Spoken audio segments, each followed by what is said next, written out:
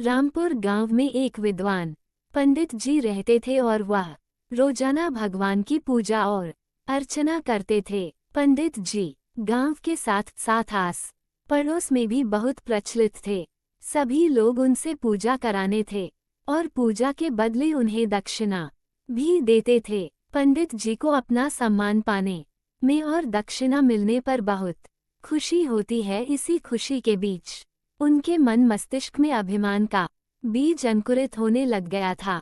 वे स्वयं को दुनिया का सबसे बड़ा ज्ञानी मानने लग जाते हैं और छोटे मोटे साधारण मनुष्यों को डांट फटकार भी लगाने में उनको जरा भी संकोच नहीं होता था। लेकिन एक दिन उनके साथ बहुत ही अभूतपूर्व घटना होती है। पंडित जी गांवों में कथा और पूजा करने जाते थे। एक दिन उनको पास के गांव में कथा करने के लिए आमंत्रित किया गया था। पंडित जी को वहां जाना आवश्यक था। शाम का समय था। पंडित जी के गांव चंबलपुर से वह दूसरा गांव जहां उनको कथा के लिए जाना था। दोनों गांवों के बीच में एक बड़ी नदी थी और उस पर कोई बांध भी नहीं था। दोनों गांवों के लोग नाव के सहारे ही नदी को पार किया करते थे। पंडित जी भी अपनी पोथी और सामान लेकर नदी किनारे चले जाते हैं। वहां जाकर वे एक नाविक को आवाज लगाते हैं, अरे ओ नाव वाले, मुझे नदी के उस पार जाना है, इसलिए तुम जल्दी से अपनी नाव से मुझे नदी के उस पार पहुंचा दो। नाविक सरल बुद्धि का मनुष्य था। उसने कहा, महाराज, अगर आप कुछ समय प्रतीक्षा कर ले तो कुछ लोग और आ जाएंगे, जिससे हमारा नदी का सफर भी अच्छा रहेगा और मेरा फायदा भी बढ़ जाएगा। मुझे फायदा हो जाएगा। पंडित जी ये सुनकर तिलमिला जाते हैं और गुस्सा होकर कहते हैं, अरे मूर्ख, क्या तुझे नहीं पता कि मैं कौन हूँ? मैं सभी शास्त्रों को जानने वाला बहुत बड़ा प्रकांड पंडित हूँ और तू मुझे इन तुच्छ लोगों के लिए विलंब करवा रहा है।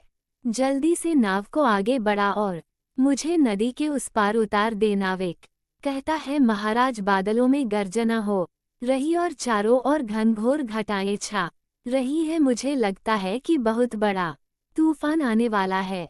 पंडित जी को गुस्सा आ जाता है और कहते हैं कि अब तू मुझे सिखाएगा कि क्या होने वाला है। जल्दी से नाव आगे बढ़ा। नाव नदी में आगे बढ़ जाती है। फिर पंडित जी नाव चलाने वाले से पूछते हैं कि क्या तूने कभी शास्त्र पढ़े हैं?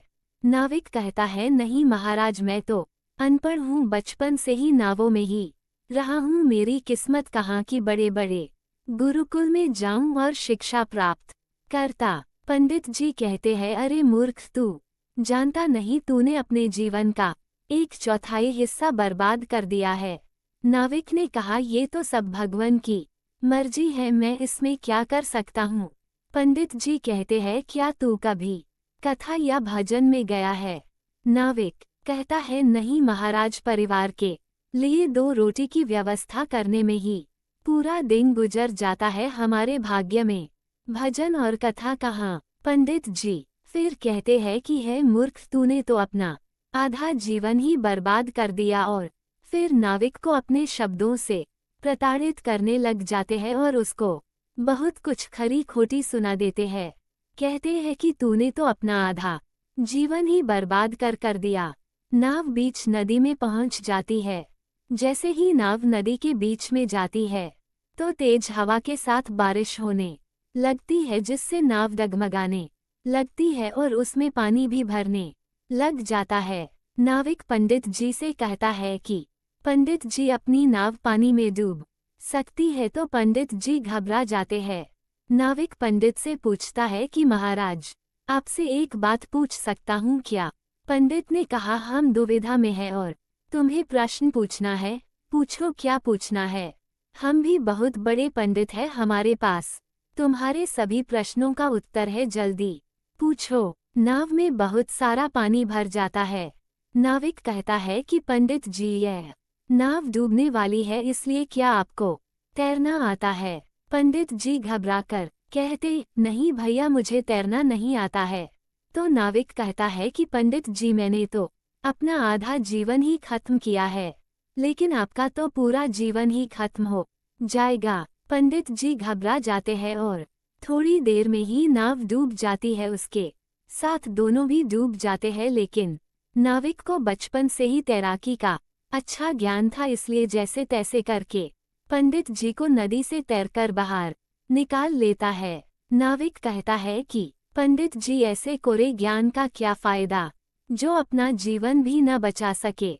पंडित को आत्मा ग्लानि होती है और उनका घमंड भी खत्म हो जाता है। वे नाविक को धन्यवाद देते हैं और कहते हैं कि ज्ञान से बड़ा कर्म है, जो कर्म करेगा वही पाएगा। ज्ञान होने के बाद भी कर्म करना नहीं आता तो जीवन व्यर्थ है। इस कहानी से क्या सीख मिलती है?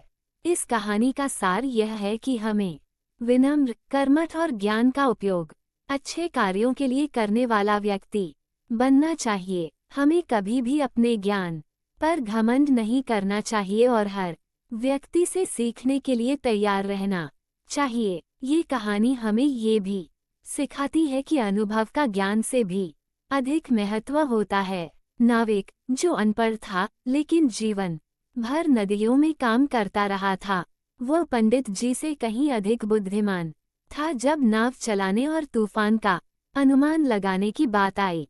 ये कहानी आपको कैसी लगी कमेंट में जरूर बताएं और लाइक सब्सक्राइब जरूर करें। धन्यवाद।